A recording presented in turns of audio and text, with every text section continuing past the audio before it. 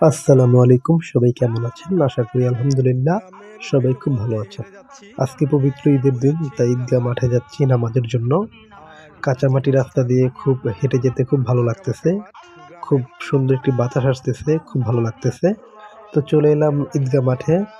ঈদগাহ মাঠে এসে দেখলাম যে মাঠ যেটা সম্পূর্ণ ভরে গেছে। আর মাঠের পাশেই ছোট একটু জায়গা ছিল, সেখানেও পাটি বিছিয়ে দেওয়া হইছে।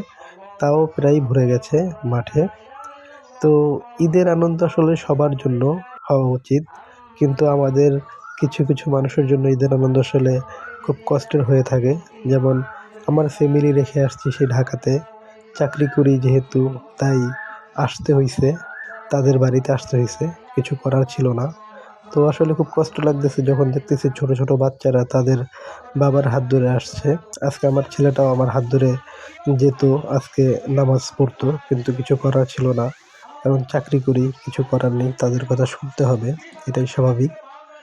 তো এটাই খুব কষ্ট লাগতেছে যে ছোট বাচ্চাদের দেখে। তো কি করব? মনটা খুব খারাপ। বাচ্চাদের দেখতেছি আর মনটা খারাপ হচ্ছে আসলে।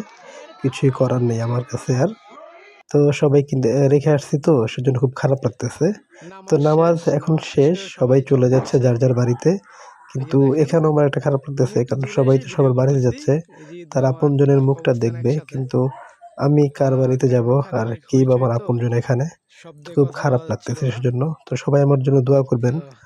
আমি যেন ভালো একটি চাকরি পাই বা ভালো কিছু করতে পারি। যাতে হালাল রিজিক ভাবে আসে আমার। হালালভাবে যেন রিজিক আসে খুব সুন্দরভাবে। সেই দোয়া সবাই আমার জন্য করবেন। তো মনটা খুবই খারাপ। কিছু করারও নেই। তো ভিডিওটা খুব বেশি বড় করব না। সবাই ভালো থাকবেন। আমার জন্য দোয়া করবেন। যদি ভিডিওটি ভালো লাগে চ্যানেলটি লাইক, কমেন্টস, শেয়ার, চ্যানেলটি সাবস্ক্রাইব করবেন।